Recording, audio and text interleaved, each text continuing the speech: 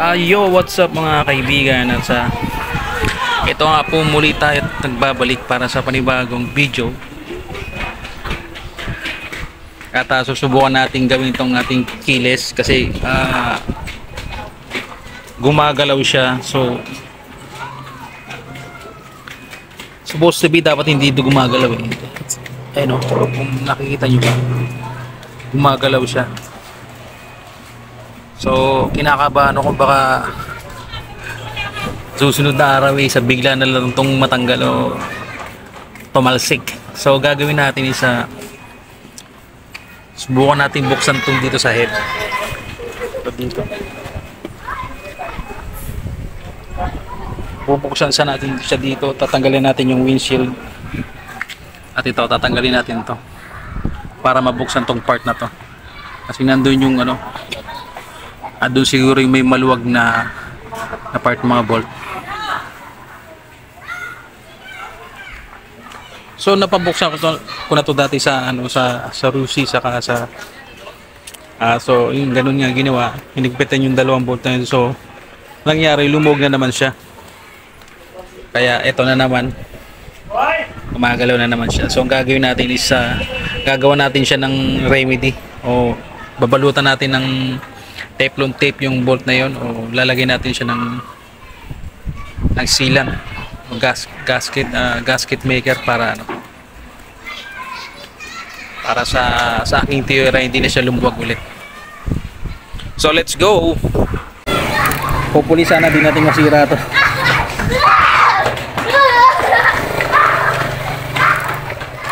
So ayaw ko na kasing bumalik doon sa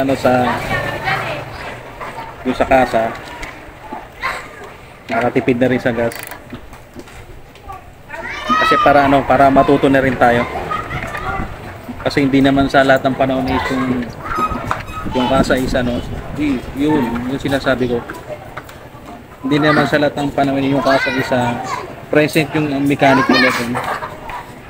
So dapat matutunan din natin self-repair din sa motor natin. Tulad ganyan. Saka hindi nga to siya nagagawa. Hindi siya nalalagay ng oil ng WD-40. So nagkakaroon na siya ng kalawang. So pag ikaw nagkalas ng motor mo, ikaw nang gumawa ng mga light lang na re-repair is ng atid mo to. Magagawa mo itong mga minor issues na to.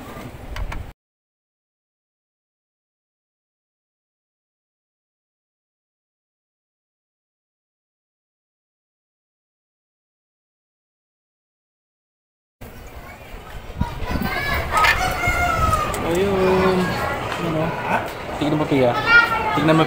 Tignan mo to. Ayun ang dami niyang kalawang. Pag yung kalawang na nag-build up ng gusto yan, mag-stack up na yung bolt natin. Saka sa di nagagawa yan. So pag ikaw magre-repair ng motor mo, ma-atid mo yung issue na yan.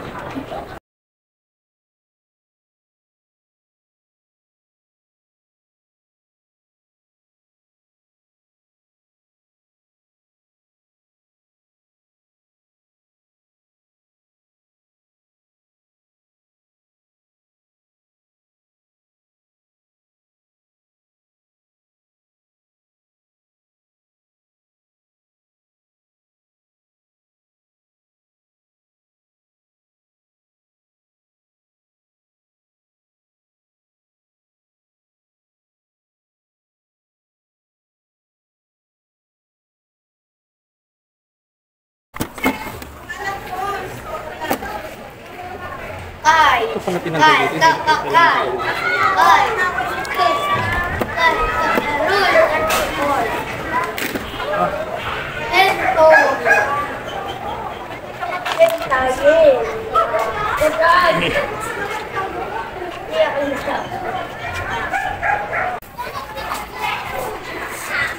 So ayun yung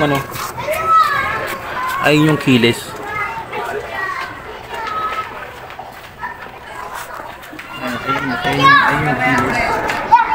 Ayun yung bolt niya. Ayun yung lumuwang. So ito nga sa nabili nating socket wrenches na 53 pieces.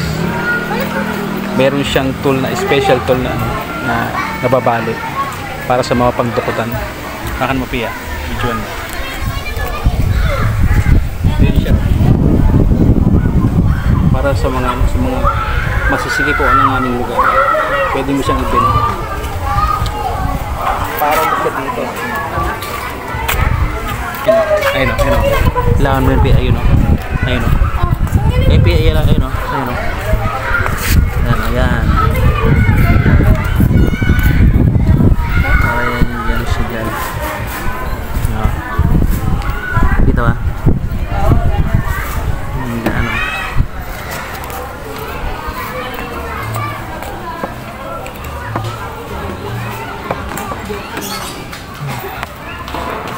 Ayan ko pa kung nakikita nyo. Ayan yan siya.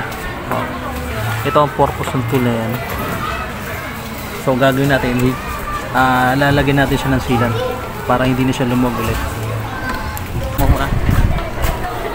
So ito yung ilalagay natin gasket maker para hindi na siya hopefully para hindi na siya lumuwag. Paano yung gagawin? So hindi natin siya malagayan kasi masyadong masikip. Baka kumalat lang yung gasket. So ang gagawin natin yung ilalagay natin mukha ito para magkaroon tayo ng malawang na access. So yun natanggal na natin yung tanggalan natin yung kabilang mukha so magkakaroon tayo ng mas malawang na access dito dahil natanggalan natin siya.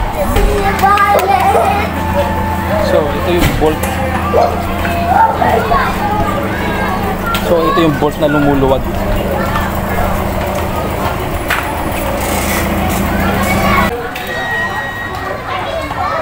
So gasket maker lang ilalagay natin.